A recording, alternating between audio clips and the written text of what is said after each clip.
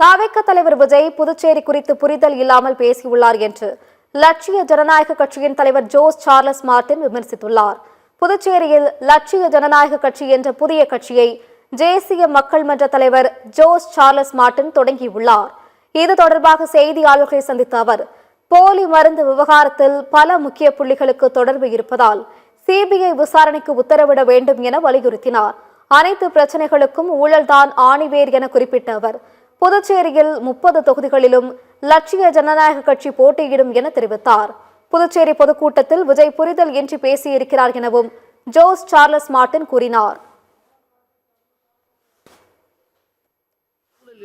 இல்லாமயே நீங்க ஃபர்ஸ்ட் அரசியல் ஊழல் எல்லாமே செஞ்சாலே முக்கால்வாசி பிரச்சனை தீந்துரும். ஏன்னா அதுதான் ஒரு அடிப்படை ஆணிவேர், ஒரு பிரச்சனைக்குரிய ஆணிவேர். அது நாங்க 30 தொகுதியுமே போட்டுட்டு தான் பிளான் பண்ணிருக்கோம். கூட்டணி பிளான் பண்றோம், நடந்தா நடக்கும், இல்லைன்னா தனித்து போட்டுடுவோம். ஏன்னா நம்ம ஜெயிக்கக்கூடிய வழியை தான் பார்க்கணும்.